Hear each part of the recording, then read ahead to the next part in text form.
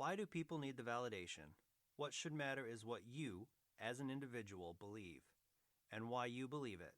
What, are we so insecure that we have to find 18th century letters to validate our beliefs? Shaun Hastings, 2012.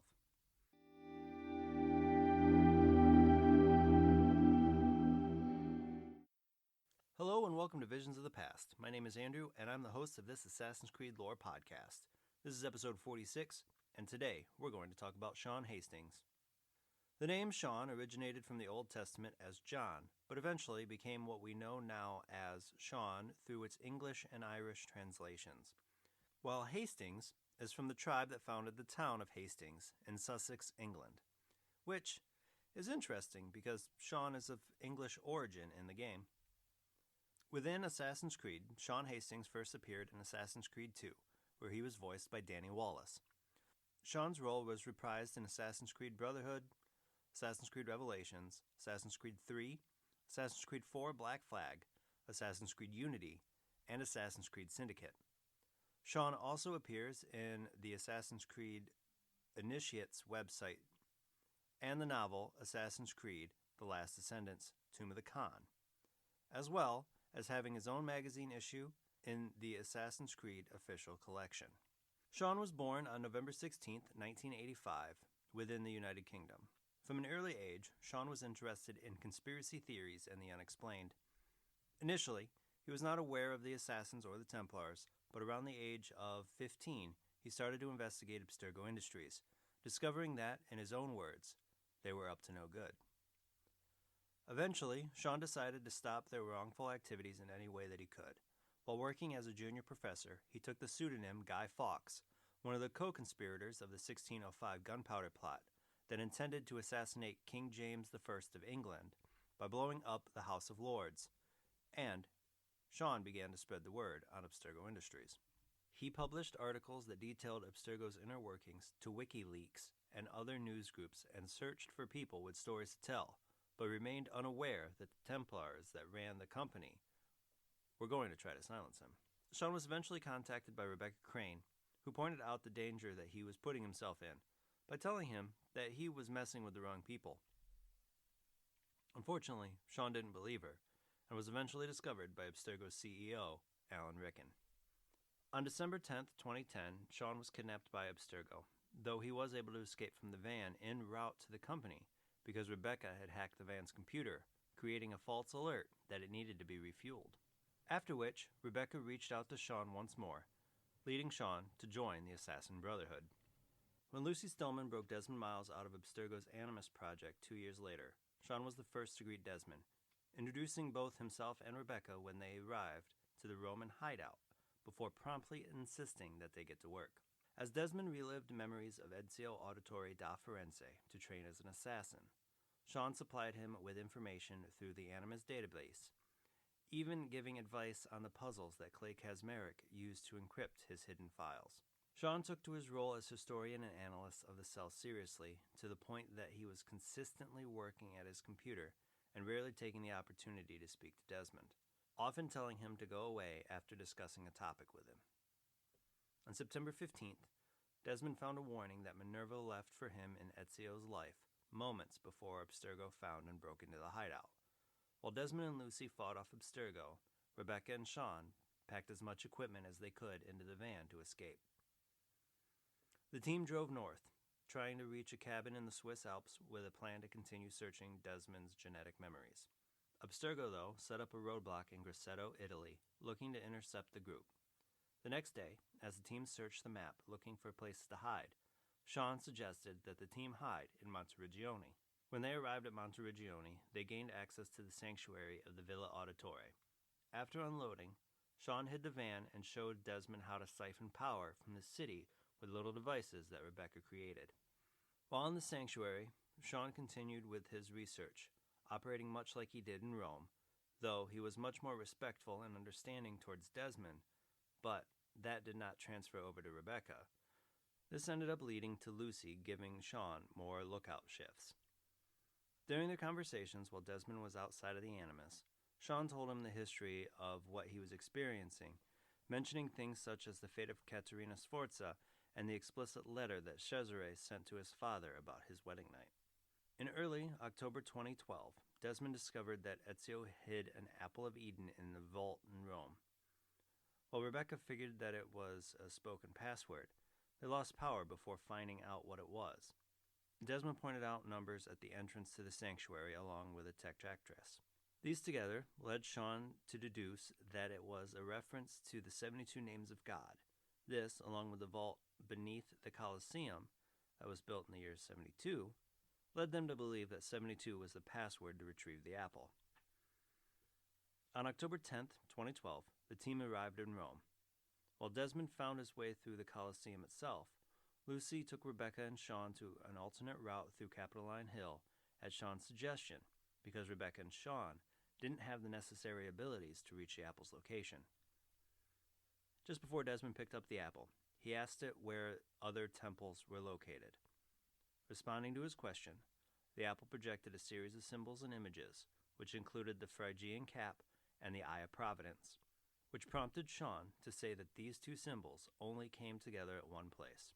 Before Shaun could explain where it was, that is, on the Declaration of the Rights of Man and the Citizen, which was set by France's National Constituent Assembly in 1789, he was frozen in place and watched as Desmond was possessed by Juno and presented him with a vision of what would happen if Lucy was left alive. The vision influenced Desmond to kill her with his hidden blade, and then he fell into a coma. To stabilize Desmond's vitals, his father William put him into the Animus. When William and Rebecca took a comatose Desmond to the airport, while Shaun stayed in Rome to arrange Lucy's funeral and attend her burial in a cemetery just outside the city. Before heading to the airport himself, Shaun called the team to express his suspicion that Desmond might be a sleeper agent like Daniel Cross. When William vehemently denied this, Shaun agreed to board a plane with the team to go to upstate New York to find the location of the Isu Temple, hoping it would awake Desmond.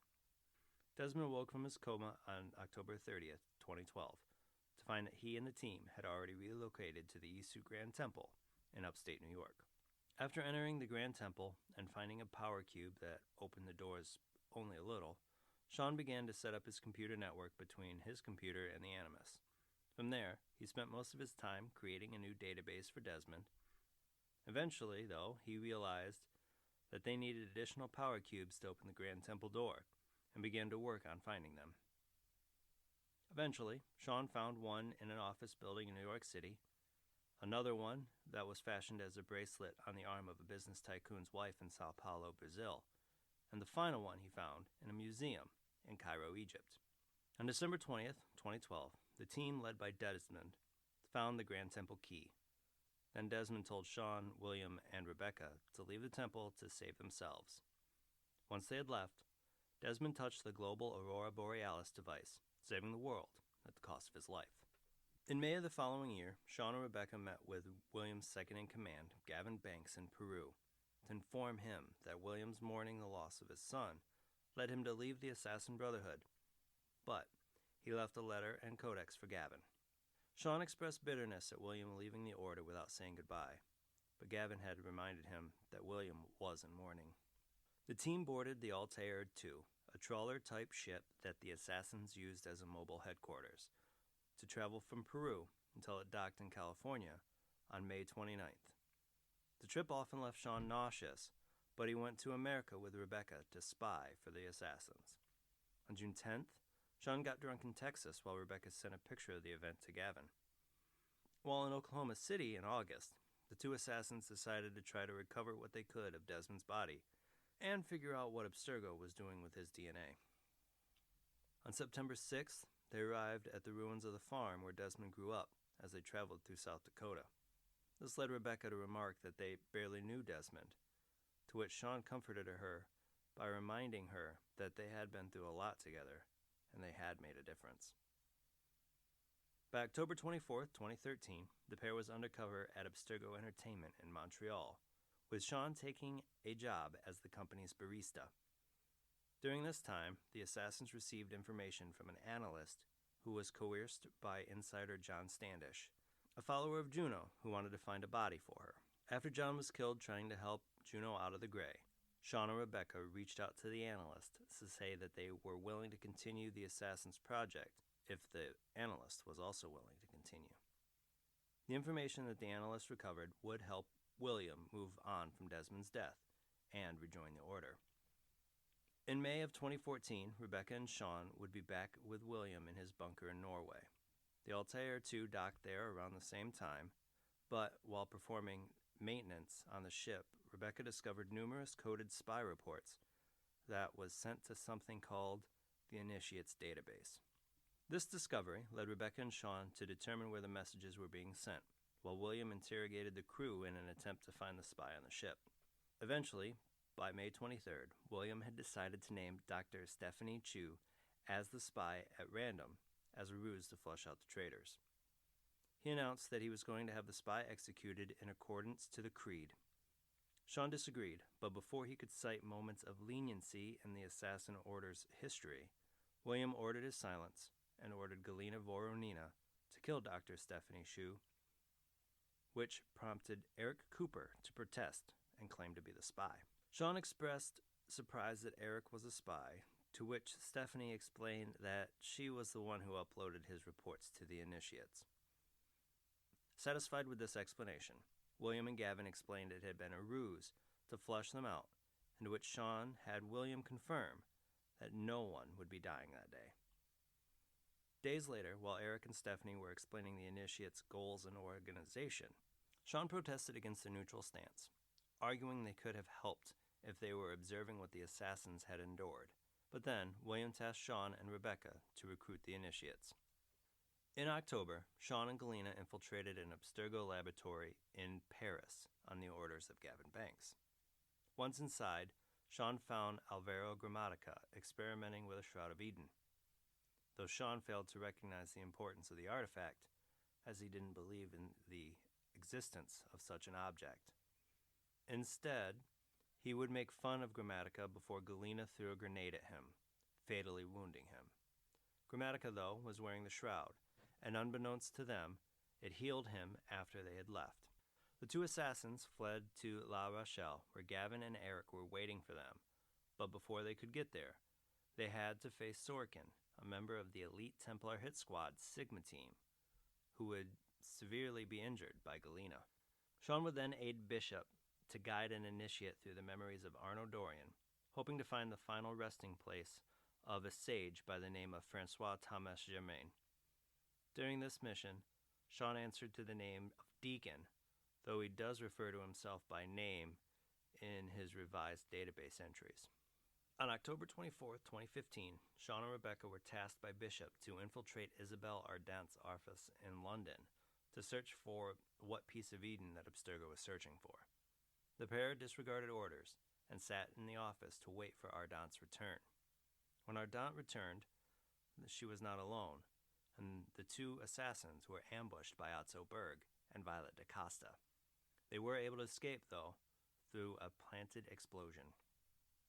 Making it to an abandoned warehouse, Bishop informed Shaun and Rebecca that the initiate that had helped shift through Arnaud's memories had identified the artifact as a Shroud of Eden. Bishop also agreed to send the pair back up and told them to lay low until it arrived, and to allow the initiates to gather more data on the Shroud.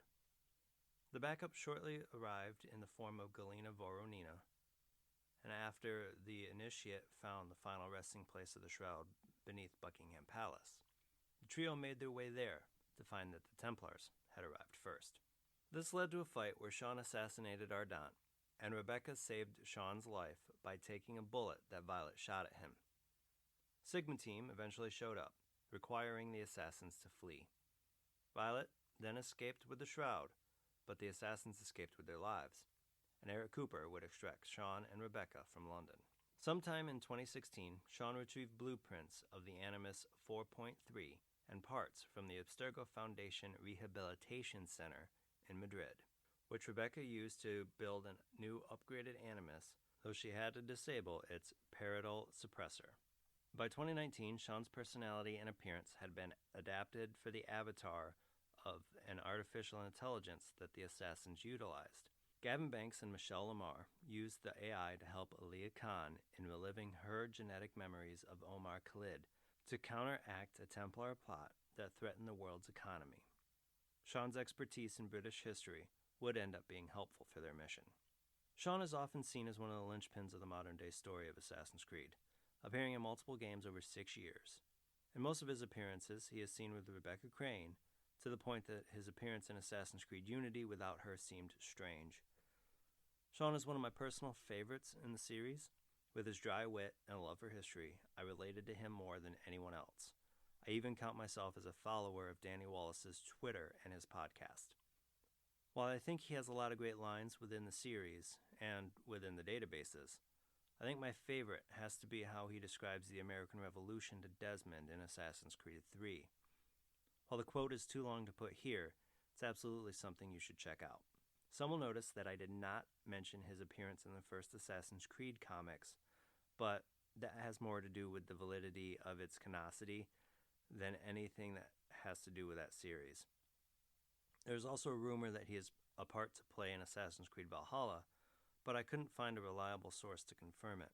But with the report that Valhalla is meant to tie up previous storylines in the series, and Shaun does mention in Assassin's Creed Brotherhood to have some Viking ancestry, it's an appearance that wouldn't surprise me.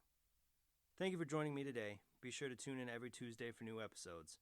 If you love the Visions of the Past podcast, I'd love for you to subscribe, rate, and give a review on Apple Podcasts. If you have any questions about Assassin's Creed or topics that you'd like me to cover, please feel free to hit me up on Twitter and Instagram at visions_AC, and you can find those links in this episode's show notes. Until next time, my assassin friends, make sure to follow the creed. And to those Templars listening, may the Father of Understanding guide you.